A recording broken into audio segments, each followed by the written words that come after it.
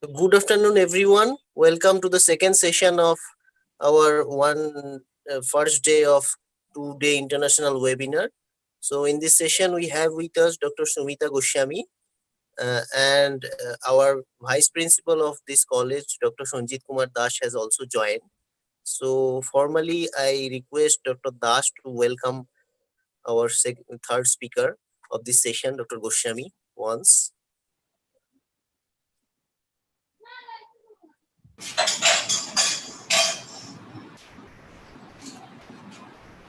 Hello.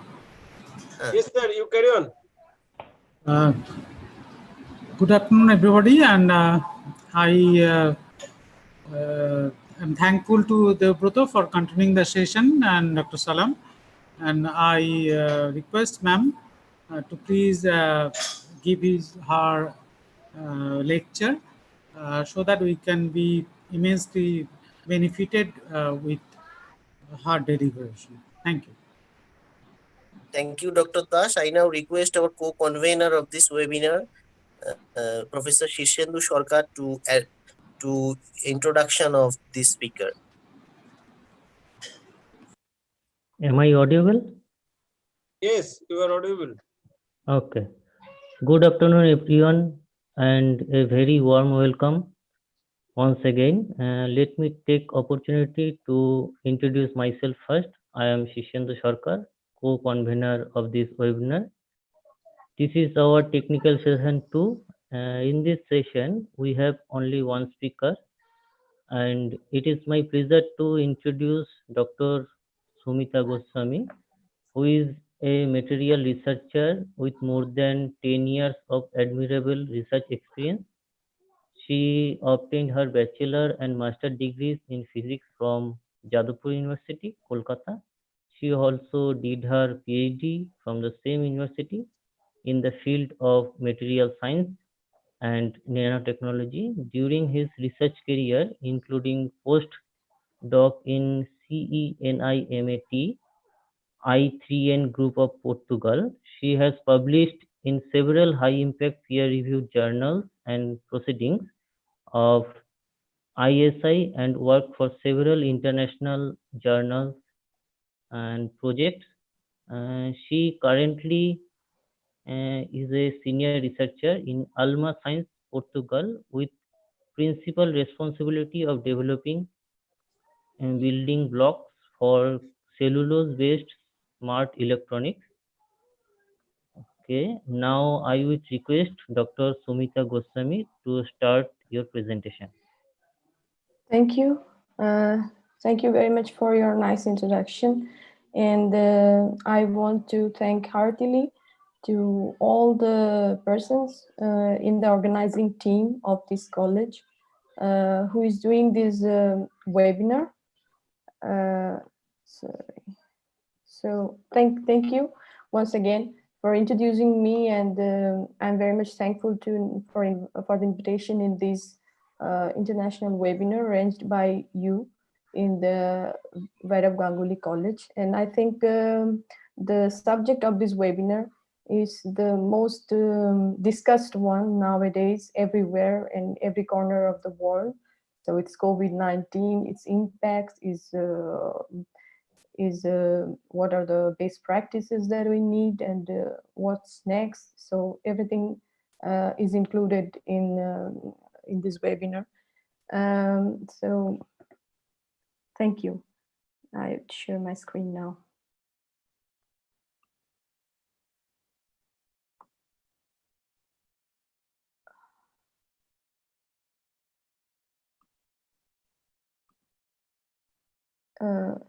Is it visible?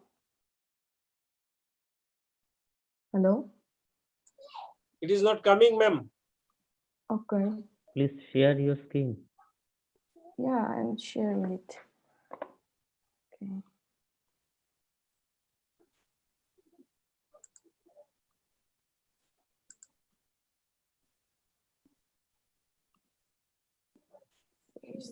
On the sharing screen, you should select the screen or tabs or PPT, and then select share.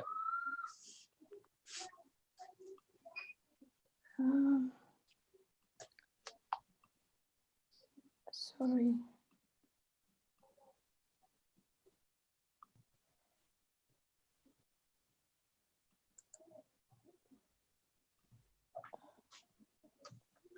Click on share screen tab, then select the PowerPoint screen and click on share.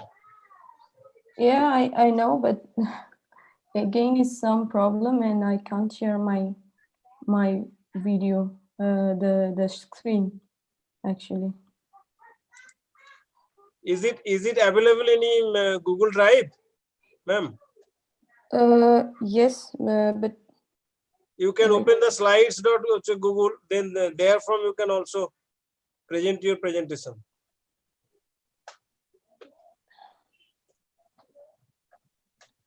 but sorry. Right now, I don't see in the screen that share screen option so that I can share. Just like before, it's abandoned. May I request Dr. Salam to open the access to the I- panelists so that they can share? I have make open all panelists. Devuda, I am making you the host. You do the needful. Okay.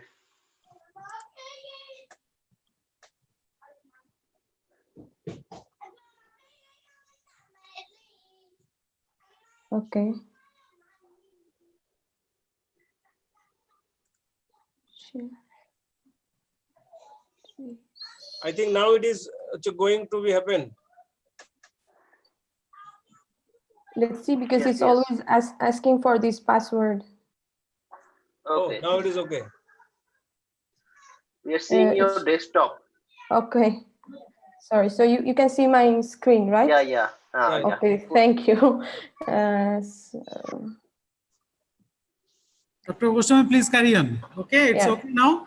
yeah, Now yeah, it's it's okay, okay. now It's okay now. It's okay proceed. now. Thank you. So yeah, my talk today is over this COVID-19 and a lesson to learn for all of us. So I'm currently a senior researcher in Alma Science. It's a research transfer organization, and we have many branches through different industry and also different university and institutes. And one of these is Universidade Nova de Lisboa, which is near to Lisbon of FCT, and my office and the workplace is this. And here are my contact details. If after the discussion, for some reason you can contact. So I would start with a bit where I am now, and it's Portugal. So it's a very small country in the European Union, maybe one of the smallest one, and it's mostly famous for these two things. Though currently, one is for the football and one is for the cork industrial base. But after living here for more than 6 years and almost 7, actually, I'm more fond of here. All the beaches, the wonderful greeneries, the Atlantic Ocean here. So there are much more to explore here in Portugal. And this is the place where I work. This is my university. And also our lab is within the university campus. And this is very near to the ocean, you can see. So it's a nice place to visit in both sense for work and travel. So everybody is welcome. And the starting from the grad students, there are masters, there are PhDs, all the professors, like a normal university is, but the work environment is really nice. Even I'm a foreigner here, so in that sense, I can say it's a wonderful experience all through. So this is the main concern of today's webinar. I think it's 2020, and we are experiencing something really first in our life. Though these words really existed from past, of course, but we have never seen them before to work so severely for everybody, like starting from the poor to rich, to a person in every corner of the world, almost everybody is facing these 4 words in their life now, very important. One is the social distancing, the other is the stay home, stay safe. Okay, before this, maybe many of us want to do that okay, we will be staying home and then we'll do fun and we'll enjoy the life. But now I think all of us mostly waiting for when we can go back to our work. So yeah, this is new. And of course, the lockdown. We have heard probably regarding some industries, some companies, okay, this has been going to be in lockdown. But now one country as a whole is going to lockdown. So that's new. And nevertheless, the quarantine. It was also before for some diseases, maybe the health workers and the patients who have been through those diseases are were more able to accustom to this quarantine situation.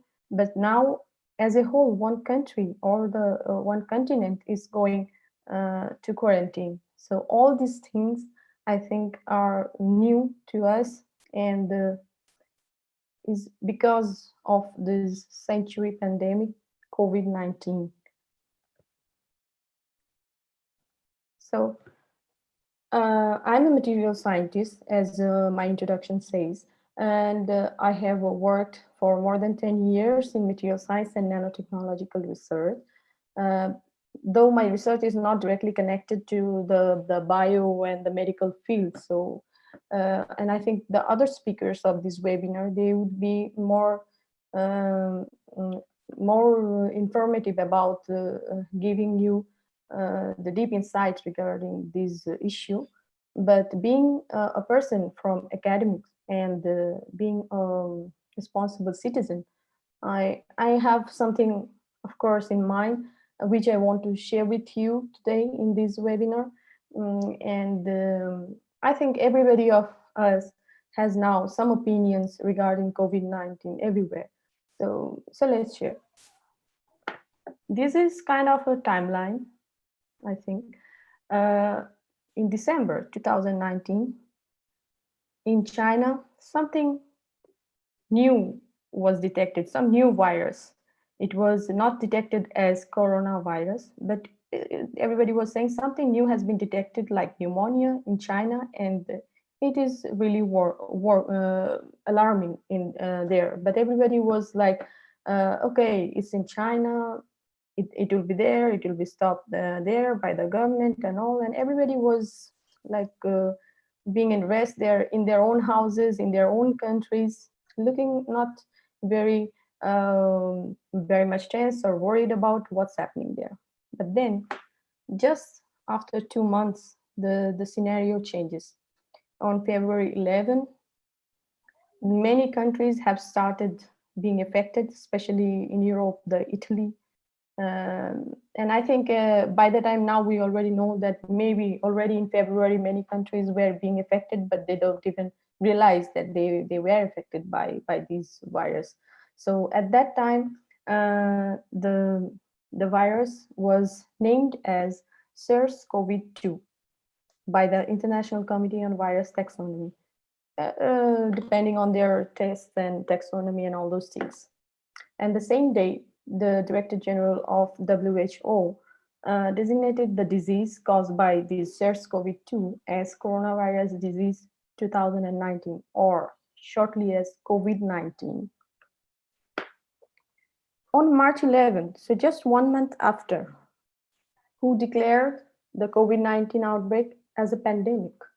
Though it's still under critical judgment and all those things, that was already much delayed announcement. But still, on March 11th, so just in 3 months, it was announced as pandemic, because by the time of 3 months, it has already spreaded over many countries, many continents, and a huge number of people were being affected, and many deaths were coming in. As of May 2020, this has spread across the world in over 185 countries, so almost all over the world, and with millions of infections and hundreds of thousands of deaths. So it's about May, and now we are on the end of June, and I put these question marks because all over the world it's a completely devastating scenario, and the countries are opening again, of course, for economic reasons, because most of the countries are already being in 2 or 3 months or 1 month of this kind of lockdown, and they can't stay anymore because of economic breakdown and the threat of economy. They are scared. So even without bothering about health, many countries are opening. But was it a sudden attack? I think no. I think many of you maybe have seen this video.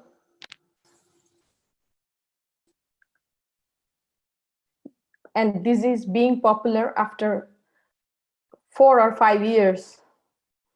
This was the TED talk by the famous billionaire Bill Gates, where he was saying about not this coronavirus, but he was saying that you can go and see this TED talk if you have not seen yet, but I think it has been hugely watched now after 4 or 5 years, where he was saying that he's more bothered about not the nuclear war, but he was saying rather that we should be more scared of the coming virus attacks, maybe, because it can be due to some natural causes, it can be some bioterrorism, whatever it may be, but it's the virus, it's some microbes which is going to attack us, and we would be hugely affected by it.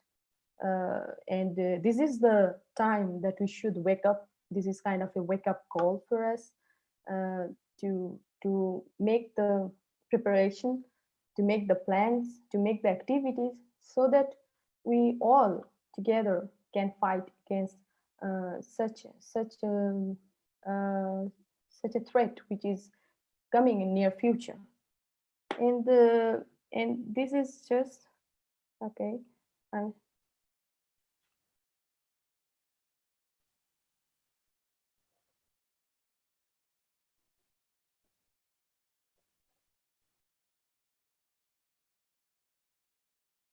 Yeah, exactly. That is the point. If you see the picture, it almost looks like coronavirus now you are seeing everywhere in pictures, but it's like a common influenza virus that he was showing then, and he was saying, because he has been engaged in a lot of philanthropic works, and his foundation, his and his wife's foundation, is all over world giving fundings on different or numerous medical things, diagnostics, tests, research. So maybe they were speculating something is coming, something big is coming, which can ruin our society, our civilization, and can put a question mark. And so he was keeping emphasis that time, right back in 2015, that we shouldn't be shouldn't be more worried about the nuclear war. Instead, we should be more worried about this kind of virus attack. And he was also saying normally these TED talks are really popular, especially to the industrialists and the government bodies, especially when it is by this kind of influential people. So he was urging to the governments that we should invest more on this kind of medical research to combat this kind of virus or sudden attacks or sudden epidemics. And we are not enough prepared, so we should really work from now on. Maybe then we'll be really prepared. But I think we were careless, and still we are, so we were not prepared. And I was just listening to some of his recent talks in May 2020, this year, when all these COVID things already worldwide popular. So he was saying that even after this talk, only 5% 5% of which he was proposing has been done all through the world, only 5%. So you can imagine that how careless we are, and we can see the result of that. And so the impacts, well, endless to count so far, even hard to realize. I think all of them are not even possible to count or realize properly that how good and bad they are. Some of them are already recognized, but not all of them. Maybe in near future we'll see more good and bad things coming due to COVID effects.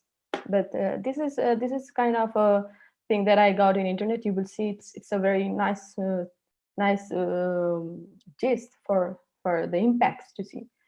Potential losers: tourism, laser, aviation, transport, the transport related factories, the construction and real estate, manufacturing, which are for non-essential products, financial services, education as well, oil and gas. And then these are the things which are kind of a potential gainer in this field: agriculture, e-commerce, in internet and the telecommunication, personal healthcare, food processing and retail, medical supply and services. So these are the places where Corona is giving more to them. Economy, education, everything is going down, and poverty is rising really high. But one thing for sure we can see, which is really nice, and I think everybody of us we have noticed that the nature is healing. Before and after Corona, this is a cartoon. So before and after Corona is a huge change. What government couldn't make, what the environmentalists were screaming but cannot do, and what a lot of fundings or a lot of good Samaritans cannot make for the nature, COVID is doing for it.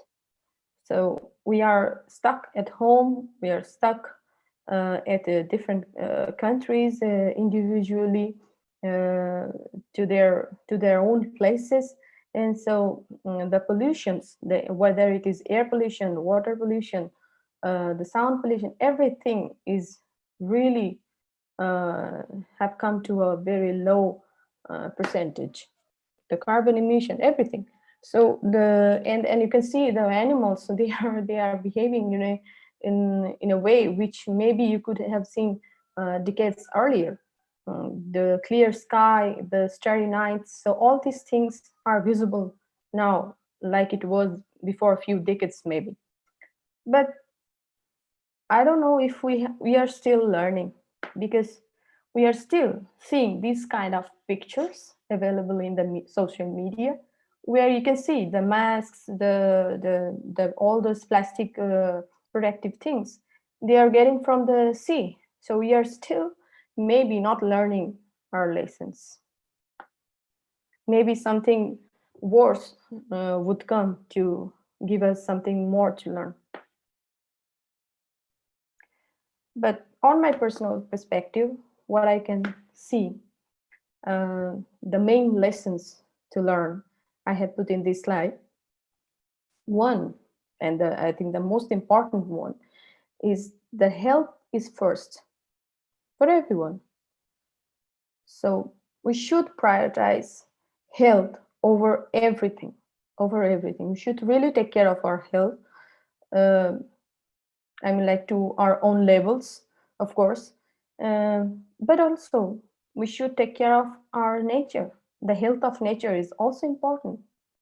Mother Nature needs our help to breathe, and like it's vice versa. You know, if we both don't help each other to recover our health, it would be dramatically worse even in future.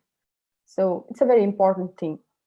And then the second next is like each and every human being needs to be provided the same healthcare facility. I think in many corners of the world, many people are there who are fighting for this kind of human rights, that each and every person should be taken care of with the same healthcare facility. But though we don't see in the practicality, but I think Corona is giving also us this lesson that even if it is poor or rich or of any religion, any culture, from any place, from any continent, they should be treated in the same manner, with the same equipments. Otherwise, it will be spreaded and it will destroy everybody. So it's necessary to take care of the health, not only for our own reason, but also for others, if we want to save and we want to live. So we have to live together and give this facility to everyone in the same manner. The third point, which is also not very negligible, and you can see if it would be done, maybe we don't see this much of effect. The medical and other researches which are beneficial to society should be endorsed more. They need resources, they need time, and it's like, I think all of the governments, they mostly are pouring their money in defense, in space. So these are not the two signs that exist. There is something even more which is necessary, and I think it is hard time to realize that the medical and the other researches should be really prioritized and should be really endorsed more, and it's for the mankind. It's needed that we live, then we can do other things, and it should be like done in a, like we do fix our strategies for war. We prepare ourselves prepare our soldiers, our teams, and logistics, everything to fight against and then to protect our own country. But it should be done in the same way for the medical things, because if you don't have good health, then you can't do anything else. So what's the practice that is needed? Well, Corona has proved these two. I think these are the two common practices that we need to do in each aspect of our life. But now it's proving even more that the responsibility and kindness, of course. So responsibility, I think by the time almost all of us have begun to believe, and we know that no one will be entirely safe from this virus or the virus like this one, maybe in future, until there's a vaccine. And until then, we need and we must need this social distancing and masks. So that will be part of kind of a new normal. This is the new term also, new normal. So we have to practice this, and we have to do that not only for our own sake, but also for others. And in turn, actually, if we think for others in this case, it will in turn help us actually. If others are infected, we'll be finally in the infection again. So it's a mutual thing that we need to practice. But that doesn't mean that physical distancing. It doesn't mean you can see these are the pictures from WHO. So they are making these banners to make people more aware that social distancing or the physical distancing is not social isolation. Okay, you should stay connected. And nowadays, in the world of Internet of Things, I think it's really easier also to stay connected with your loved ones. Okay, if your neighbor is in trouble, go and reach out, help. So it's not social isolation. We should take care of our own responsibility at our own level. Okay, and of course the kindness. I think we can see really the poverty is going really down. So we have to be kind enough to help the poor, because for them it's not the corona, it's more the hunger and the scarcity of food. the joblessness, the homeless, everything is having more impact on them. So we have to really take care of these things, and we have to think to be a little bit more kind at our own levels as much as possible, wherever we can and for whomever we can. So now coming to my part of expertise, which is material science and nanotechnology. So I was just thinking, and not me, I think many of the researchers like me in this field, we are thinking like, can nanotechnology aid the battle against COVID-19? So it's a big question, like all other fields I think facing regarding their I think with the respect to their own self, that how they can help, how they can help with the battle or with the patients, or from their perspectives. So we being the researchers, the material researchers, nanotechnology researchers, we are also thinking from our perspective.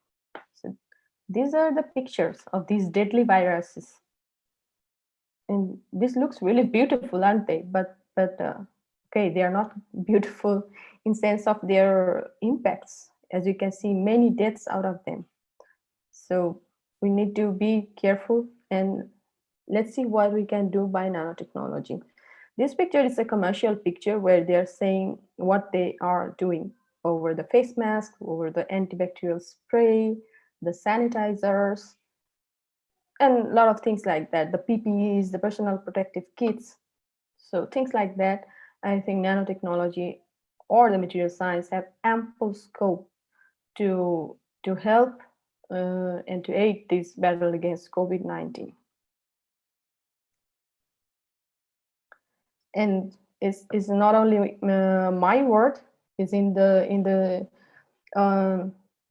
this paper that I have cited, this ACS Nano Journal, where it's saying that nanotechnology is not only inspired by virology to develop novel delivery tools, but also at the forefront in combating dangerous viruses.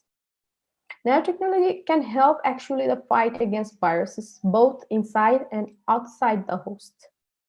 And before COVID, several nanotechnology-based platforms have already been successful in preclinical studies to counter several human viral pathogens, such as HIV, human papillomavirus, herpes simplex, and respiratory viruses. So we expect that nanotechnology-based approaches should be leveraged to help the fight against COVID-19, as well as many future pandemics like this, maybe in a number of ways, not maybe directly, but in a number of ways. So these are the 5 important things where it can be involved, or is being involved actually.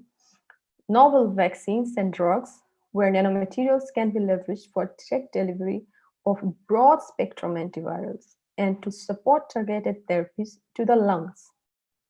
Then second, highly specific, rapid, and sensitive tests to detect infection or to detect immunity, the serological tests, I think, which are really highly needed and are being done, going through all over the world now for COVID. Besides, superfine filters for face masks or blood filtering, which is also huge importance in this case. You see the face mask and things like that are really are the protecting gears for us now. And novel surfaces or surface coatings that are resistant to viral adhesion and can inactivate the virus. For example, using copper brasses or copper-containing alloys rather than stainless steel would provide effective antimicrobial surfaces on the doorknobs or the bed rails. For example, in the healthcare engineering, it can be really helpful if we go for these materials instead of just stainless steel. The TiO2 coatings, the titanium dioxide coatings. So these are kind of the field that nanotechnology can help to fight. And the This is also last but not the least, the improvement of tools for contact tracing. This is also like those other 4 things that I said in the initial slide. This contact tracing is also very important, especially during COVID-19. We have seen that how effective it is. When one person is infected and they are tracing out in a small duration where he was, or he or she was, and who were the persons he or she met and talked to. So they are kind of tracing all those contacts and putting them in isolations and things. So this is very necessary, and this model has worked for countries like South Korea and Germany, where they didn't go for so strict lockdowns, but they have gone for like some restrictions. You can say strict restriction, just that, not lockdowns. So this is a nice picture to see what people are doing in the field of nanotechnology in this respect and what is doable. So use of nanomaterials in the PPE, the personal protective units, and where you can use the nanomaterials, like in the face masks, to so in these layers, you can provide some nanoparticles like silver nanoparticles or titanium dioxide nanoparticles, which can prohibit or control the entrance of the pathogens to the respiratory tract. It can be used in the direct delivery to the pulmonary system and through the inhalators, so that it can also control the entrance to the lungs and entrance to the alveoli, the virus entrance to the lungs and alveoli. It can also contribute over targeting the ACE2 receptor or viral ACE proteins, where regarding the cell bindings of this kind of viruses. Besides, neutralization of viral particles by nanomaterials, nanomaterial-based photodynamic therapies, which can be used maybe for systematic inactivation of this kind of virus. Nanomaterial-based vaccines and immunomodulation for activation of the immune system. In fact, this kind of immune-targeted nanotherapeutics can be developed to the rational manufacture at the nanoscale level by designing nanomaterials that are able to amplify host immune response.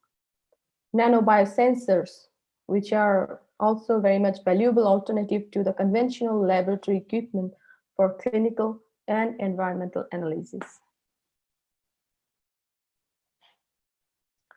So as I was saying about the direct combating, or who are fighting in the front lines, or the front fighters, they are using this kind of PPKs, and the mask here is also a nice contribution of this technology being happened. And this is recently published in one research article in a famous journal, where they are saying they have tested actually, instead of just one layer in the mask, if you use bilayer or multiple layers, the chances of the virus going in, or the aerosol, the virus together with, of course, that emitting the aerosol, it can be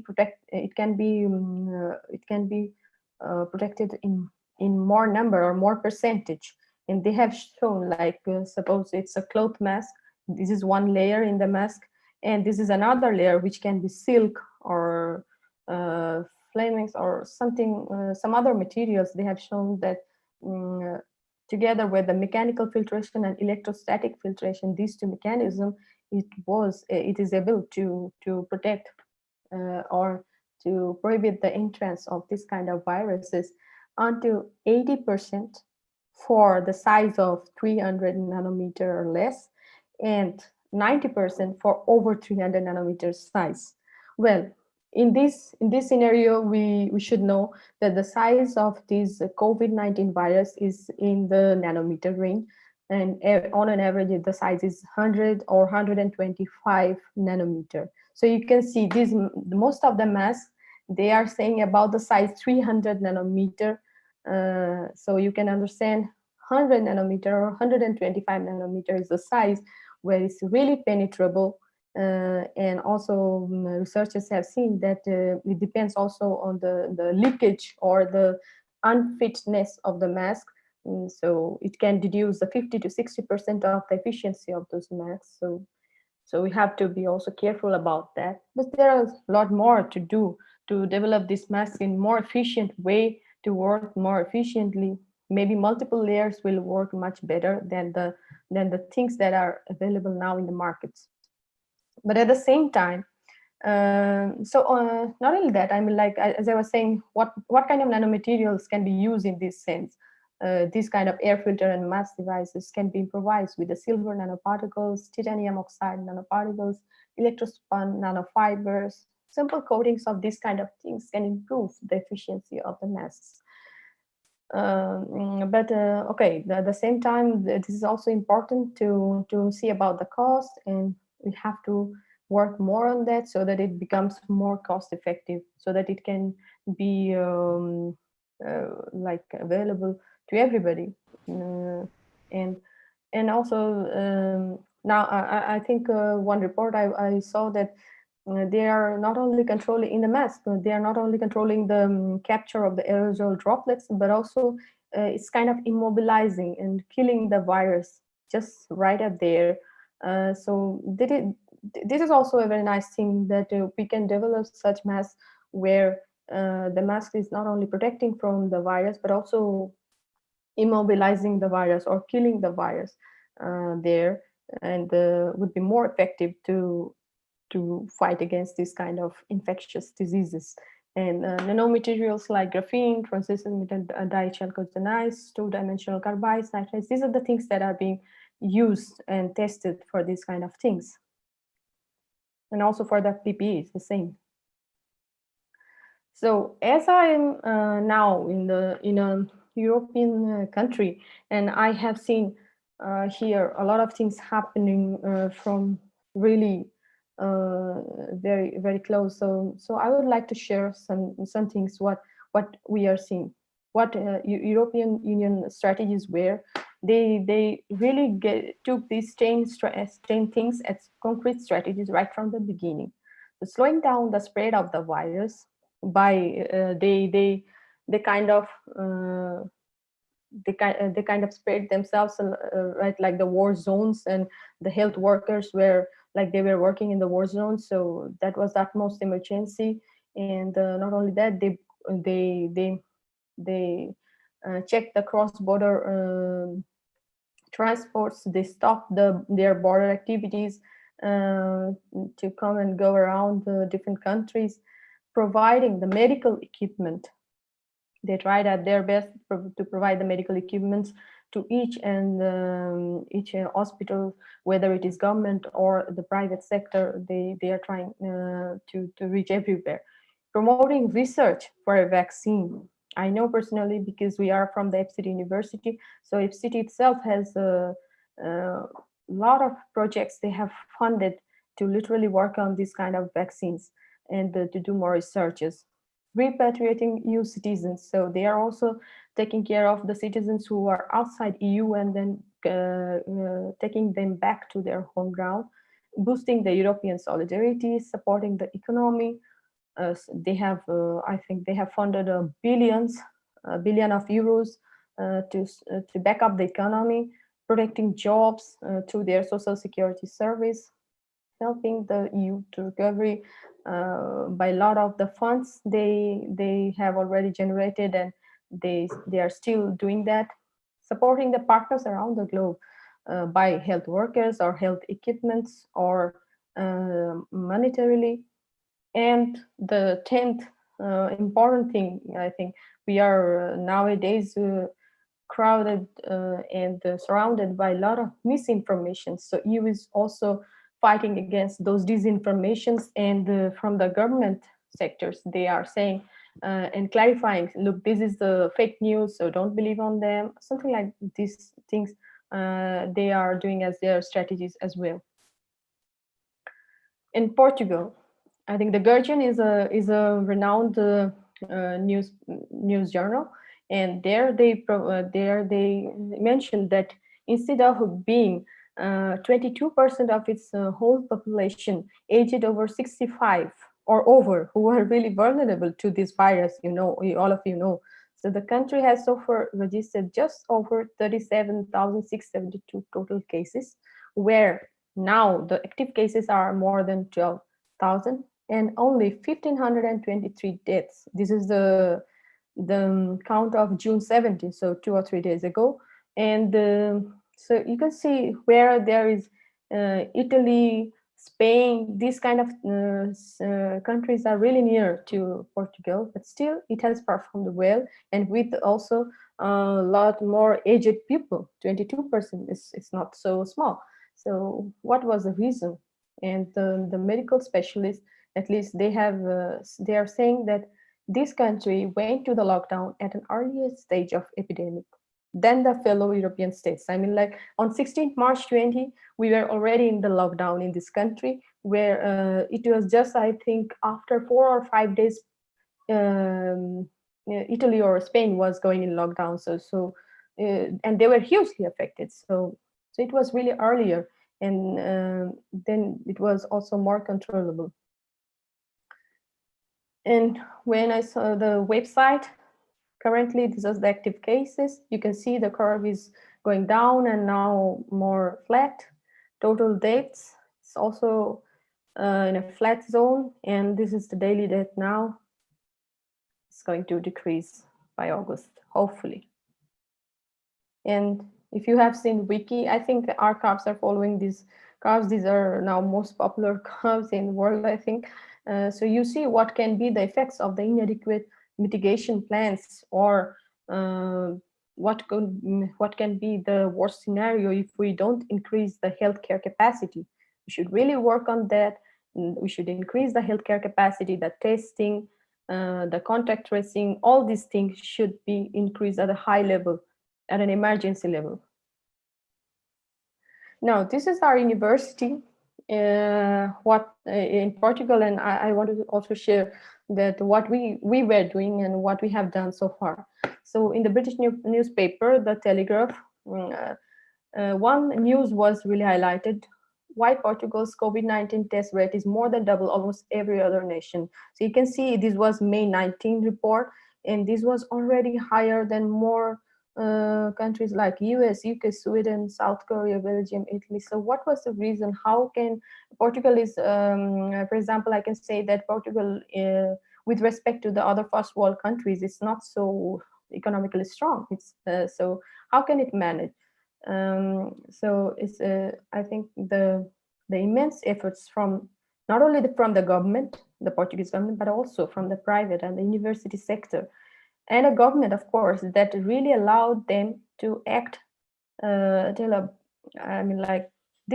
big part of story. I mean, the government allowed the university sector and the private sectors to act together, and then give them the permission to do their research, to do their tests, and allowed their tests as well, allowed to improve the kits, and here it comes. So it was done by our university together with a Staff Vita company in collaboration.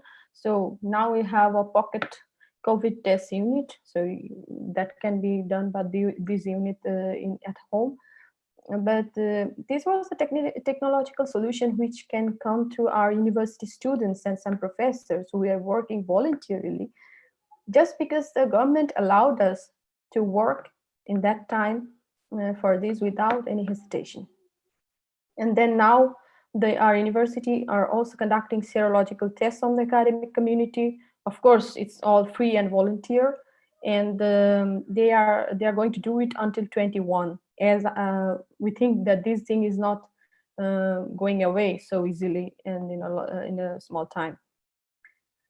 These are the students and professors there.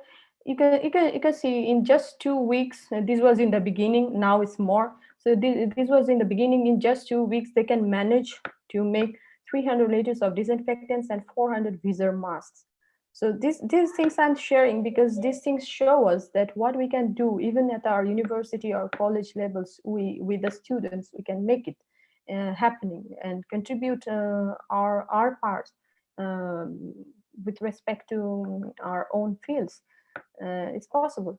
And this was another project, Open Air. I think it was volunteered by 24 of volunteer students and professors were there, and they were actually aiming to identify and repair the ventilators and the equipments like that, which are also available in diverse institutions, public, private, collective, individual, education, industry, to equip the hospitals, And now what I have heard that 2 new prototypes of ventilators they have also made already, and they are going to be soon available in market by the approval of after the approval of the government.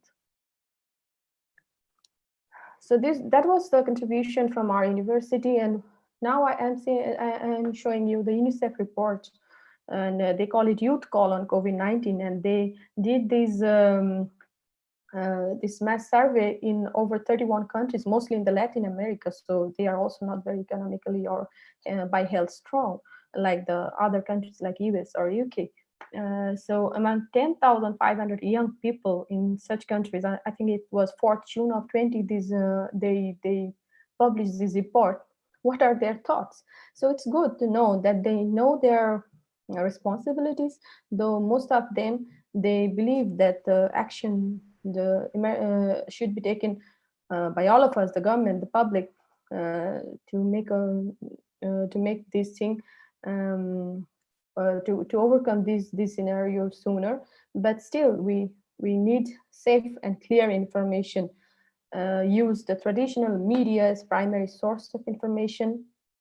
Like they were also asking, okay, young adults, kids, you are maybe not much vulnerable, but you can make other old persons affected. So be careful with that. Keep isolation, keep social distancing, but not isolation. And these are like some quotes they give.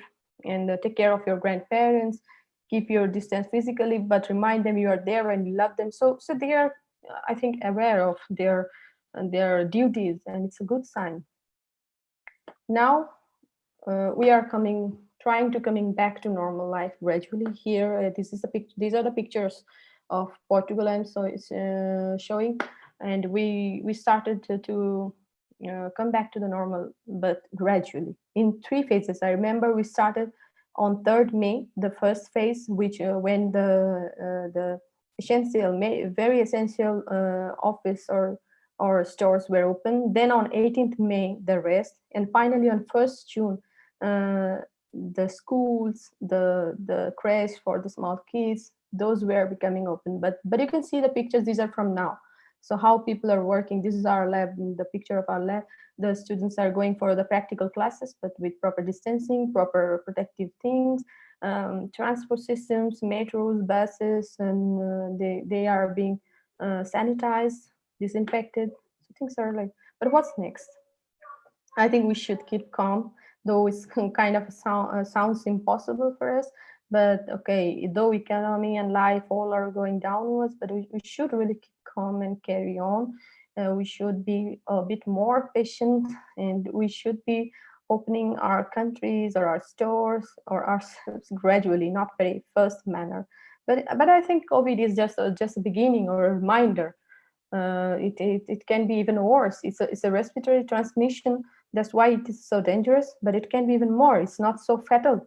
It's not so fatal so far. I mean, like mortality rate is not really high. So if suppose even it is more contagious and more fatal on the mortality rate, if some viruses come like that, imagine the situation. So we are not prepared. So we have to work on that. We have to understand that the health comes first, and it's not rocket science. That you can see that the vaccine is not like a thing you can develop in just 1 or 2 months, and every month counts. Every month is taking many lives, so you have to be prepared, and the resource time should be invested on this kind of research. And so I think for this kind of outbreaks, we should be prepared. Novel health technologies like the artificial intelligence, bioelectronics, diagnostics, this should be to early screening, to early detect these kind of outbreaks, to early screening of the potential infected patients, treatment facilitation. These things I think are needed in coming future. These things have to be increased, and our healthcare capacity should be increased. We should foresee these kind of outbreaks, not that when we are in the outbreak and we are searching things. No, we should be prepared and foresee this. Fast track identifying, testing, production of effective drugs, vaccines, and basic necessities for protection or prevention of such diseases should be developed, and also in a low budget so that everyone can afford it. It's a matter of health. Well, I don't know if this is a good news or all, but I just, I think on 16 June 2020, I saw an article in Nature where they're saying, it's also, it came, I think, in BBC News, and now I think the healthcare system, NHS, they are guided to use this medicine, but dexamethasone, which is a kind of steroid, and but among the patients, they are saying that among the patients who are critically ill, like in the ventilation or in the oxygen, they are getting a bit saved by this drug. Okay, so but it needs also a large trial. So until then, how to best protect yourself? COVID, or it can be any other contagious disease. Practice social distancing. Wash your hands regularly. Stay home whenever you can. Not go unnecessarily outside. Protect your family, protect others in that way. However, we still need strengthening of our world. We see a lot of inequality all through the world. We should really change it. This is my lab and team here. Thank you.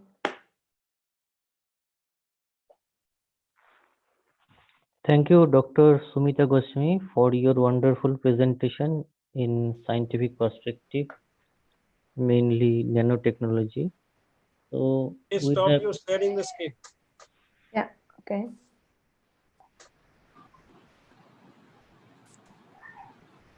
We have some questions.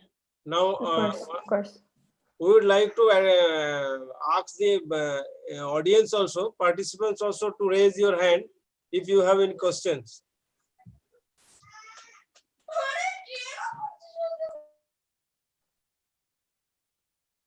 Any questions from audience? Please raise your hand.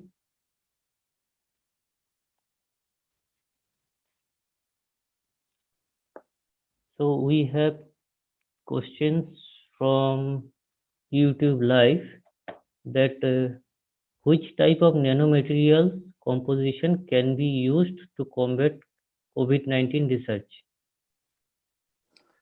Well, I think so far different kind of nanoparticles like gold, ferric oxide, silver nanoparticles, titanium dioxide nanoparticles, these are being researched. Okay. But I think the other speakers who are more related to the biomedical field, they can give you more information related to this. But so far I know these are the nanoparticles. They are hugely being used in the test or the modifications of the related diagnostics and therapeutics from the nano side. Okay. Another question is, Mr. Probir Karar is there in the audience who want to ask some question. Mr. Karar, Probir Karar, are you getting?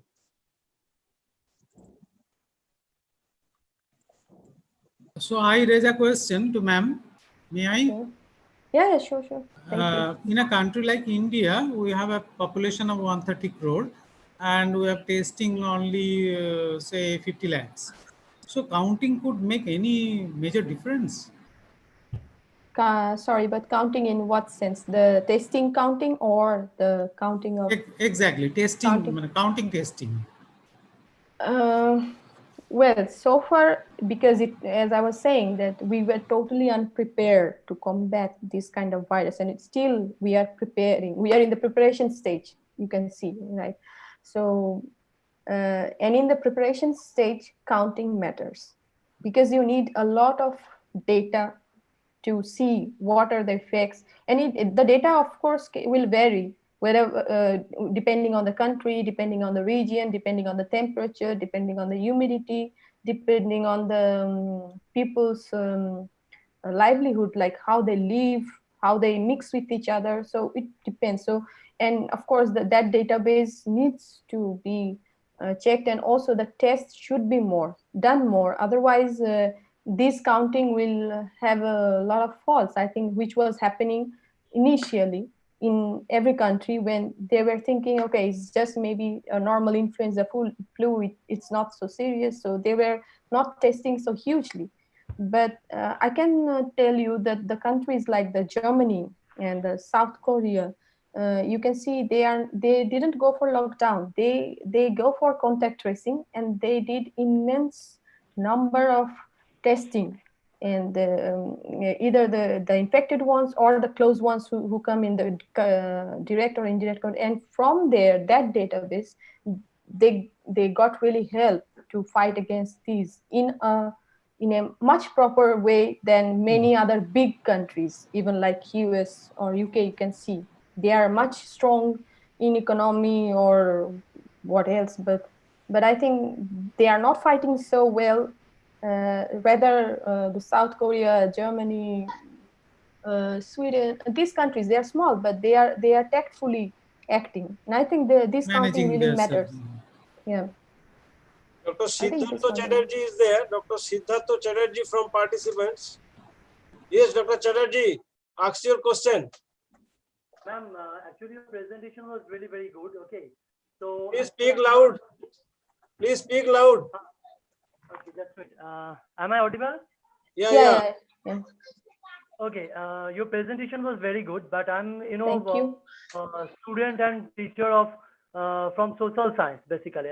My subject is political science. Okay, Okay. so I just want to ask one question from social science background. That you told that Mother Nature, we have to help Mother Nature to breathe. But This is my personal opinion. I think many others are thinking. I really respect, and there is no doubt it is mandatory.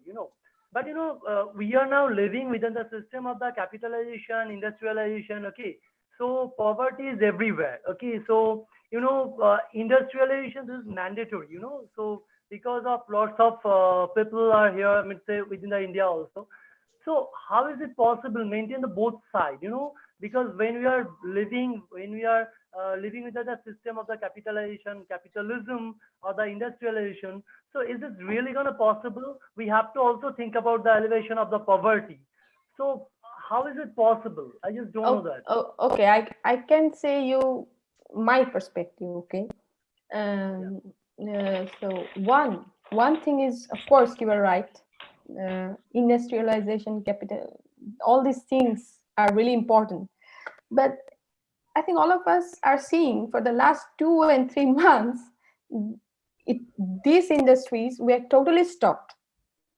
Exactly. They were totally stopped, and we are surviving.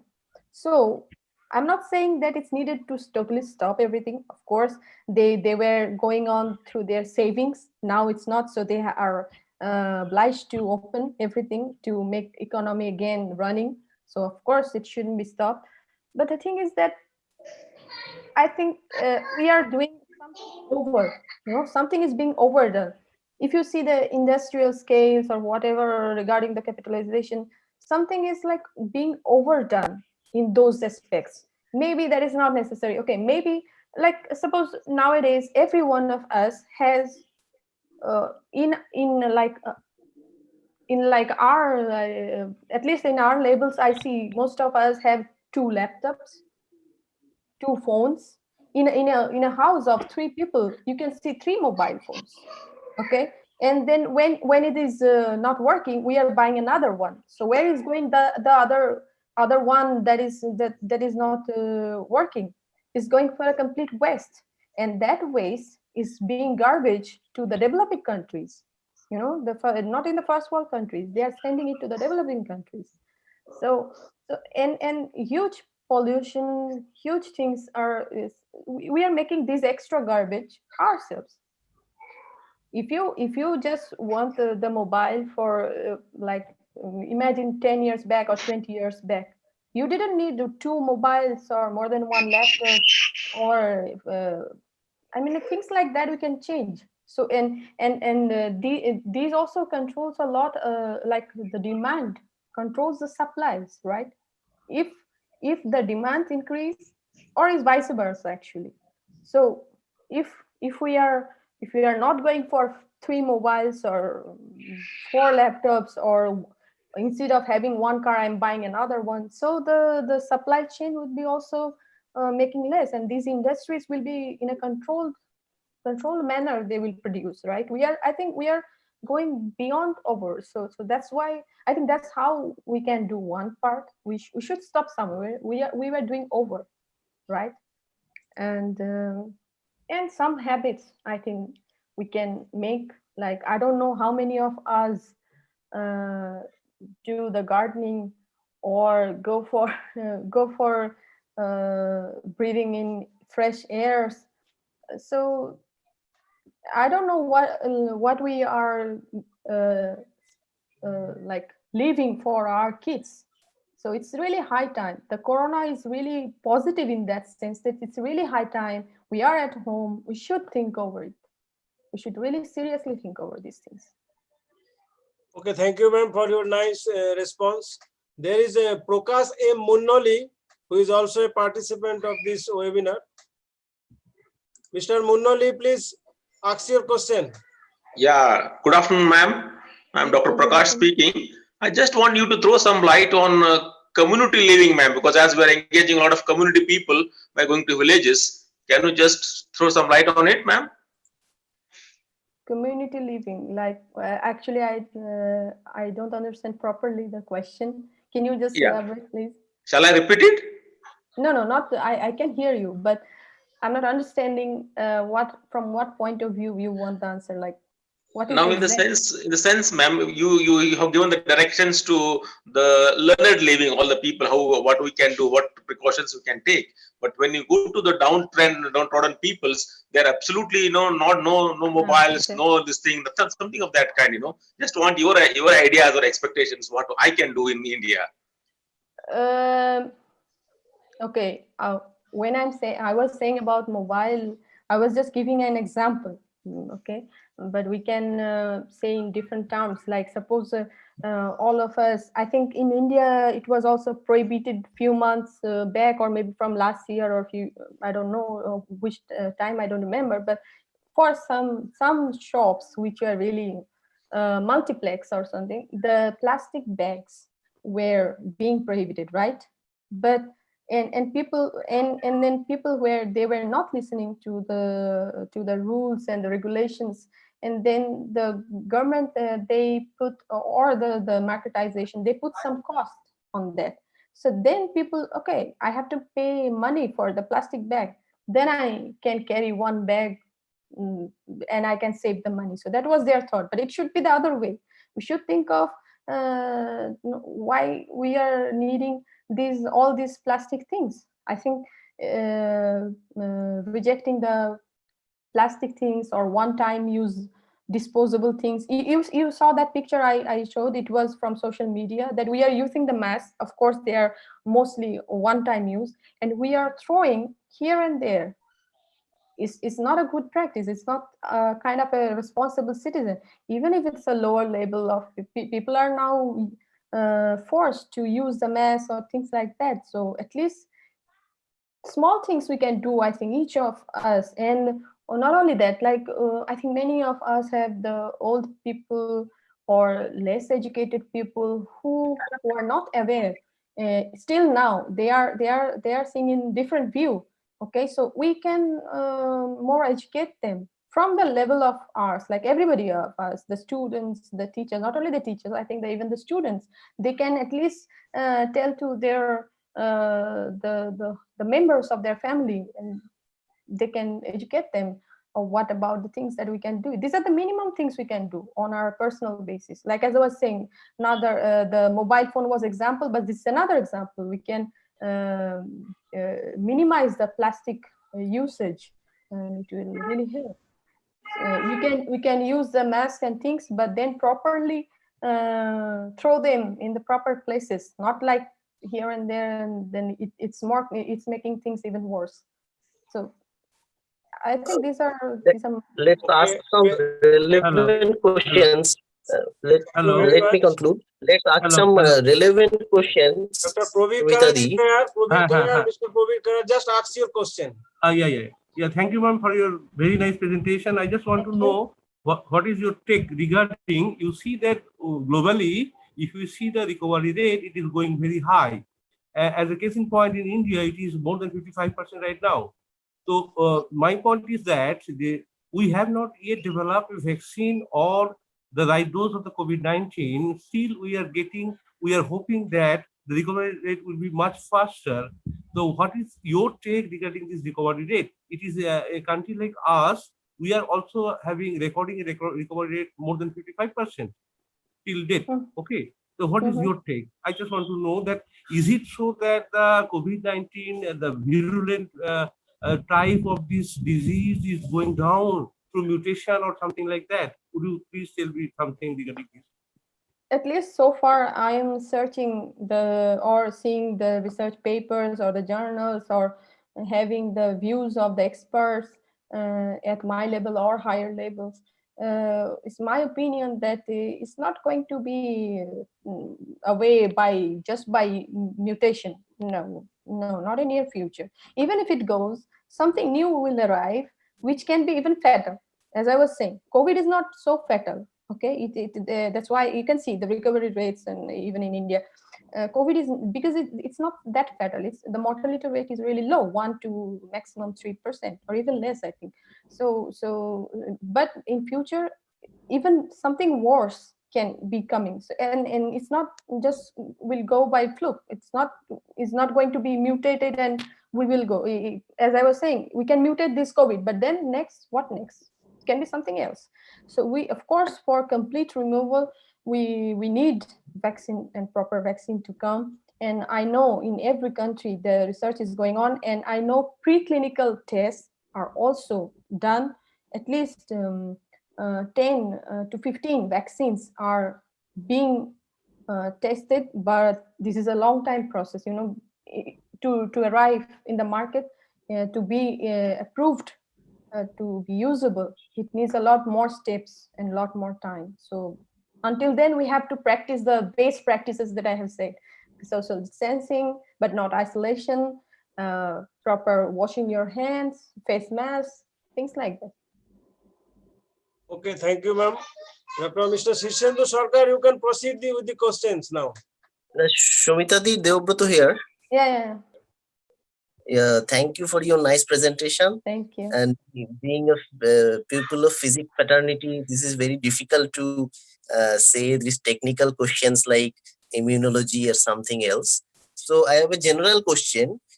Apart from being sharing the border with Spain, in your country, Portugal, how does the administration flattening the curve in spite of in Spain you see what the fatal effect is. Yeah. In spite of that, Portugal is taking quite well. Yeah. So what was the I was measure right. of the administration there? Yeah, it's not And only what is the that. scenario now? Yeah, now I can say, as I was giving just few pictures, but I can say you what I was facing. I went to the lab, so I can see people are. It's not only the government or the administration. The thing is that the public, whatever may be the reason, the medical, some medical experts, they are saying that as Portugal is not so economically strong like other first world countries, so the people of Portugal, they know it, and they know that we are going, if Italy is like that, Spain is like, they are much more stronger in economy than Portugal. Okay, and not only In economy, terms the of healthcare also. healthcare also. So that was what made. So some experts are saying that maybe the people have already realized that and we don't want to die, so let's go with the government and let's hear what they're saying, whatever it may be. At least it will save our lives. Okay, and but that was one reason also, I think, so that people here obey all those things. Even now when it is open, Okay, I can see in my lab where we were like in a simple, the offices are like the lab offices are not yet open. So we are not allowed to go to the office. We are just going to the lab works. That means which are really emergency or urgent. And there we are going, and in a like a big space where we were almost working 20 or 30 people together. Now there are just 5. So restricted, and they're routinely weekly booking every system so that they just even however maybe the emergency, they just reach their 5 and they work, and after the work, and people are working in slots, so times, different time slots and time schedule, and they are going to according to that, and after finishing their job they are going back to their home. Okay, that's one thing, that they are still obeying the government. And the second most important thing, as I showed in one of my slides, that our country has locked down very early. When there was news from Italy, I remember still I was working in lab, and we were discussing that when our government is going to react, and then suddenly we saw that after 1 week of plan, not suddenly like today I think and tomorrow you are in lockdown, no, but 7 or 10 days plan, but it was still earlier than Italy and Spain because they were hugely affected. Portugal, I think when we went to the lockdown in 16 March, we have just 1 death. And with that, we were already in lockdown, complete lockdown. So that also helped. Now we are seeing that CR7 is on field now. Let's see. Though the sports events are being controlled, because the sport events, I think that is one thing which should be controlled, because they're, you know, in the Spain, the spreading was also more because just before that, their outrage, there was one football match there, and so a lot of people come in contact with each other. Sport events should be really restricted, and they should be. But in a country like India, this distancing is almost a nightmare. Of course, I completely agree. But that's why my point, I'm also Indian, and I know my families are there. I'm worried about them. But what I am saying them what to do, okay, in this kind of country where population is less, we can make social distancing. In India, it's not possible. But the thing is that you can do what you can do. You can do wash your hands. You can use the face mask. Okay, you can go. You can restrict your going cinemas or malls or unnecessary outings, right? That we can do. Or unnecessarily gossiping over a crowd. So that we can do. In front of the Someone is tea stall. asking, ma'am, is it available? Is it possible to share your PPT? Yeah.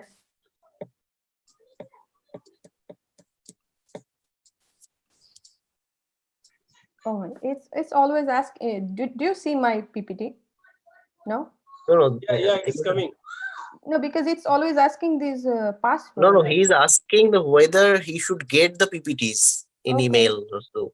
In Okay, email. well. Oh, It is possible, I think. Huh? But it's not actually. no, not for viewing. Okay. Dr. but- Bhadre is asking to receive your PPT through mail or any other mode of That is communication. possible, I think. Okay, to send you. Yeah. Sorry, to send you the PowerPoint. Yes, of course. Yeah, I yeah. will send. Sorry. So another question is, what is the role of plasmonic gold nanoparticle in detection of COVID-19? In detection of Or COVID-19. does any nanoparticle can detect any virus? Yes, it is. Yes, it is. As I was showing, but I didn't go into deep because I don't have any idea to what level the audience I'm facing. But yes, it is. In fact, many nanoparticles, as I was saying, as you were saying, the gold nanoparticles, the plasmonic gold nanoparticles, they have been hugely used in medical diagnostics, in virus detection, even in the drug delivery, because you can understand the size of the virus is in nano. So something in nano should better confront those kind of viruses. Yes, of course. Different silver nanoparticles, these kind of particles are hugely being tested. At the bottom in the question answer panel, ma'am, there is some questions for you. You can open the question answer. Can Yeah. nanomaterial use for augmenting immunity? Are you questioning from this slide that they are saying me to open, or you are asking me the question, Debabrata? No, the, No, leave it. It's too many questions. I am Okay. shorting only two because we are So, enough. okay. We are enough of taking questions. So, can Okay. nanomaterial use of augmenting immunity? Well, I think it was also in one of my slides as far as I read in different articles, because I'm not the one who is directly working in this field. But what I read in many research articles, yes. I'm not saying it's of course it's COVID-19 or something, but yes, to develop the immunity, those immunotherapeutics is possible and are being actually done through nanotechnology. So, we are enough of taking questions. Let me end this session. I would like to So request I Dr. don't, sorry, I don't need to do this question and answer. There are 6. No. There are 6 questions appearing. Should I answer this? No, but it's okay, Umitadi. Okay. Okay, Thank you. let's. I just request Dr. Sarkar to conclude the session. Okay, thank you once again, Dr. Sumita Goswami, for your wonderful presentation and Thank you. question answer session. It was very fruitful to us and our audience also. So thank you very much. Thank you once again for the invitation, and all the best for the future. Thank you. thank you, ma'am. Tomorrow, that is 7 p.m. and will be active after that 2 days. So don't worry about the feedback form and the participation certificate. Just enjoy our session with enriching your knowledge.